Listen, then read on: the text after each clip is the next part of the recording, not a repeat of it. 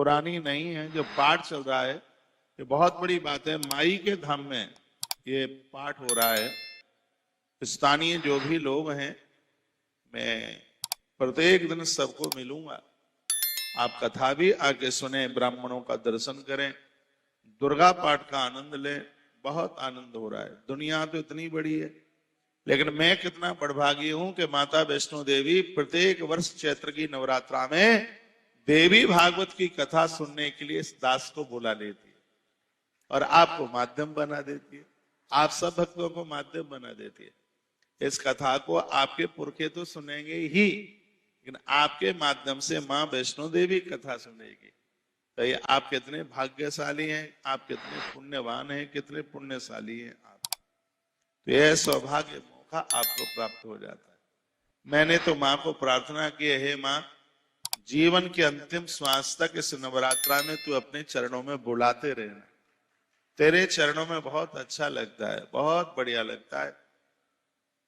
इस नवरात्रा में हम अखंड भंडारा हमेशा हमेशा के लिए माई की कृपा से, मैं उसी हिसाब से आया था तो के नवरात्रा में भंडारा चालू कर दें।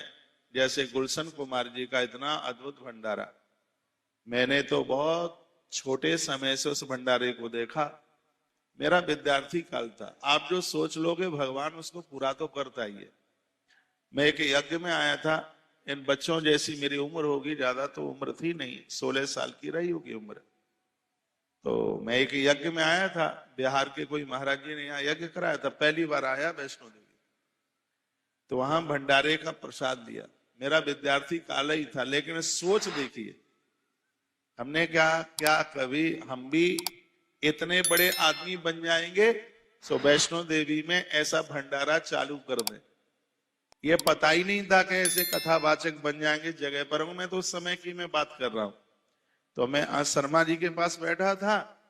मैंने इनको कहा कि मैं इस तैयारी से आया हूं कि भंडारा चालू करना है, कोई ऐसी जगह किराए की मिल जाए, क्योंकि अपनी तो हैसियत नहीं है कि यहाँ कुछ खरीद लिया जाए। तो गौ माता का काम कर रहे हैं, उसमें बहुत पैसा लगता ही है, लग ही रहा है, निर्माण भी हो रहा है और गौ माता का संरक्षण पालन सब कुछ हो ही रहा है। लेकिन हम किराए की कोई बिल्डिंग भवन लेकर के 365 दिन 1500 आदमी रोज भोजन करता रहे, बढ़िया बैठकर ठीक से भोजन करता रहे, तो उसकी एक व्यवस्था करा दीजिए। आपके तो यहाँ बहुत जानकार में होंगे, कोई बिल्डिंग मिल जाए। और भंडारे के बर्तन थालियां ये सब कहां से खरीदी जाएंगी, वो खरीदवा दीजिए। आदि की बात थी। जैसे मैं पूजा से फ्री हुआ तो मैं इनको बात कर रहा था, तो इन्होंने कहीं बात की होगी, साइन बोर्ड में बात की होगी। तो इनको वहां से सूचना मिली कि पहले यहां से परमिशन लेनी होती है, अपने ट्रस्ट के द्वारा वो एप्लीकेशन डालें, फिर यहां से बोर्ड परमिशन देगा और उसके तत्पश्चात ये फिर सब ये काम हो सकता है। अब यहां से जाने के बाद हम ये काम करेंगे, परमिशन के लिए अप्लाई करेंगे। यदि मां के चरणों में सच्ची आस्था है तो निश्चित रूप से ये लंगड़ भंडारे का काम होगा। क्योंकि इसी ग्रंथ में लिखा है, यम यम चिंतते कामम तम तम प्राप्तोत निश्चितम। साधक मेहनत और भगवान के ऊपर विश्वास रखता हुआ सोच ले तो काम में सफलता मिलती है। ये तो हम सोचते ही नहीं कि पैसा कहां से आएगा। हमने तो राम जी की कथा पढ़ी है, जिसमें कहा गया है कि ईमानदारी से धर्म के रास्ते पर चलो, बंदर भालू भी सहयोग करने को तैयार हो जाते हैं। राम जी अचंबा लगता है कि बंदर भालुओं के साथ राम जी ने युद्ध जीत लिया। तो कहने का मतलब आप करने के लिए बुलंद हौसले से आगे बढ़िए, पूरी सृष्टि आपका सहयोग करेगी, सहयोग करेगी और तुम्हारा सम्मान भी करेगी, तुम्हारा धन्यवाद भी करेगी। कुछ लोग धरती पर परमात्मा उन्हें विशेष रूप से भेजता है। अब मुझे भेजा है कि नहीं वो तो भगवान जाने, लेकिन ईश्वर विशेष रूप से कुछ लोगों को धरती पर धरती के अद्भुत कार्य करने के लिए भेजता है। ये उन लोगों का भाग्य होता है कि इतनी बड़ी दुनिया में भगवान विशेष काम के लिए तुम्हारा चुनाव कर देते हैं। तो मैं आप सबको यह कहना चाहूंगा कि आप अपना एक बढ़िया सा जीवन जीने के लिए इस नवरात्रा को बिल्कुल नहीं छोड़िएगा। पूरा आप पाठ करें, उसके साथ एक्स्ट्रा देव्या अथर्व शीर्ष का पाठ जरूर करें। इसी नवरात्रा का ये देवी अथर्व शीर्ष आपको बता देगा कि मेरे अंदर प्रभाव कितना है। आप करके देखिए।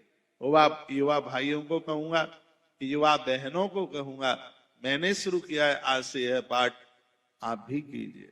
मैंने दुर्गा सप्तशती का पूरा पाठ किया है, उसके बाद एक ये फिर पाठ किया है, अभी शाम को एक फिर करूंगा। हो सके तो जमीन में सोना। मैंने भी नवरात्रा के लिए बिस्तर छोड़ा है, जमीन में सोऊंगा। तो आपसे यह हो सके तो जमीन में सोकर और सूर्य की पहली किरण निकलने से पहले आपका दुर्गा सप्तशती का पाठ पूरा हो जाए तो इसका और ज्यादा प्रभाव है। हाँ, सूर्य की किरण निकले उससे पहले, इतना सा 8 दिन की बात है, तो ऐसा हो सकता है, कोई ऐसी बहुत बड़ी बात नहीं है कि आप ना कर सकें। सायं धियानो दिवस कृतम पापम नाशयति, ये संध्या का पाठ बहुत ज्यादा प्रभावी होता है। सूर्य अस्त के बाद में गोधूली की बेला में दिन भर का जो भी अपराध हुआ होगा तो यह सब समाप्त हो जाएगा। प्रातः धियानो रात्रि कृतम पापम नाशयति, प्रातः आप यह पाठ करते हैं तो रात के अपराध समाप्त हो जाते हैं। सायं प्रातः प्रज्ञानो अपापो भवति, जो सुबह शाम करता है यह पाठ, तो इसमें लिखा उससे तो पाप होते ही नहीं है। क्या बढ़िया बात लिखी है, देखो। दिन में पाप हो जाए तो शाम को इस स्तोत्र का पाठ करते हो तो दिन के पाप समाप्त हो गए, और प्रातः इसको करते हो तो रात के पाप समाप्त हो गए। इसमें लिखा गया कोई एब्सेंट न करे, प्रत्येक दिन सुबह शाम इसका पाठ करे, उससे कभी पाप होगा ही नहीं।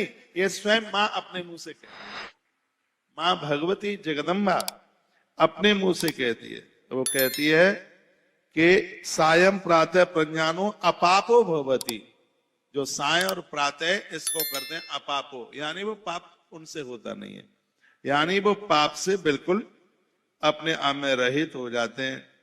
इसको मध्य रात्रि में भी किया जाता है। यदि आधी रात्रि को, इसको आप रात्रि को 10:30 बजे से लेकर मध्याह्न रात्रि 12 बजे से 1.5 घंटा पहले और 1.5 घंटे के बाद, तो मतलब हो गया 10:30 बजे से लेके 1:30 बजे तक रात्रि को कोई इस स्तोत्र का पाठ करे, पूरे नवरात्रा में घृत दिया जला करके करे, लाल वस्त्र पहन करके करे, रुद्राक्ष की माला पहन करके करे, गुड़हल के फूल में मां की प्रतिमा को ढक करके इस पाठ को करे, तो उसकी वाक सिद्धि हो जाएगी, उसकी वाणी सिद्ध हो जाएगी।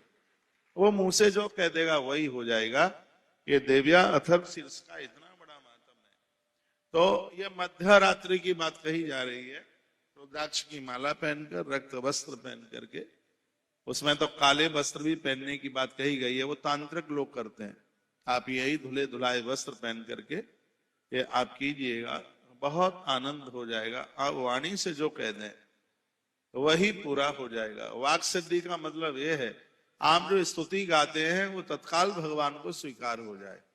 वाक सिद्धि, मैं वाक सिद्धि से जादूगरी का एडवर्टाइज नहीं करता, यानी आपने भगवान का नाम लिया और भगवान तत्काल आपके लिए गए नाम को स्वीकार कर ले।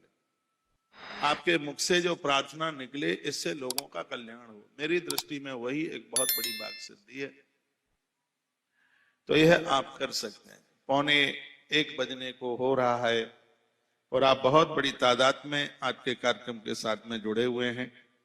कैसा लग रहा है यह तो आप ही जाने, लेकिन मुझे बहुत अच्छा लग रहा है। कल हमने कुरुक्षेत्र की महिमा का गायन किया, पता नहीं आपने सुना कि नहीं। इन कथाओं को रोज सुन लिया करें, हर रोज एक नया सुनने को मिलता है। इस पांडाल परिसर में बेटियां कन्याएं बैठी हों तो मैं उन्हें कहूंगा कि इस नवरात्रा में अर्गला स्तोत्र का पाठ आप जरूर करना है। अर्गला स्तोत्र का पाठ अच्छे घर को देता, अच्छे वर को देता है। ये अर्गला स्तोत्र का इतना बड़ा प्रभाव। मैंने बोला है किसी का बेटा जुआरी हो गया है, किसी का बेटा शराबी हो गया है, या अपने रास्ते से भटक गया है, तो उसके लिए भी अर्गला स्तोत्र का पाठ। माताएं इसकी बड़ी शिकार होती हैं। पति इधर उधर भटक गया है, नारी कम वस्त्र में, कम खान पान में रह सकती है, लेकिन आदमी चरित्रहीन हो गया है, तो उसे यह सहन करना बड़ा मुश्किल होता है। तो उसके लिए अर्गला स्तोत्र का पाठ मृत्यु लोक का वरदान है, ऐसा समझिए।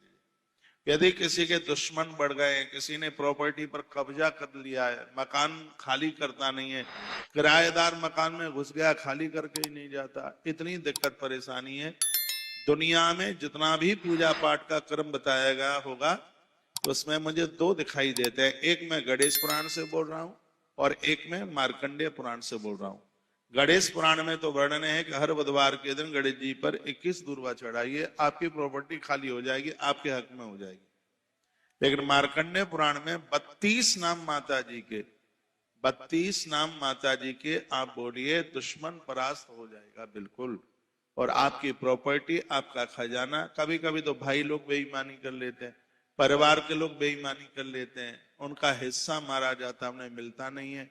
तो दुर्गा सप्तशती कलयुग का समाधान है, ये समझ लीजिए। उसमें 32 नाम है, वो मैं आपको सुना ही देता हूं। दुश्मन बड़े हों, आप लाचार हैं, आप परेशान हैं, वो बाहुबली हैं, राजतंत्र में उनकी घुसपैठ है, तो वैसे तो हम उसका कुछ कर नहीं पाते, लेकिन माँ इनको सीधा कर देती है। माँ के काबू से ये कहां जाएंगे? तो उनके लिए बड़ा एक अद्भुत स्तोत्र है, वह है माता जी के 32। एक बार देवताओं ने कहा, हे माँ, आप प्रकट हुई, आपने महिषासुर को मारा और हमें कष्टों से आपने मुक्त किया। मैया, आपको प्रकट करने के लिए हमें बहुत समय लग गया, हमें हजारों साल लग गई आपको प्रकट करने के लिए। बड़ी बड़ी स्तुति और स्तोत्रों के हमने पाठ किए, और फिर भी हमने महात्मा कात्यायन ऋषि की शरण ली, उनकी स्तुति के द्वारा हे माँ आप प्रकट हुई।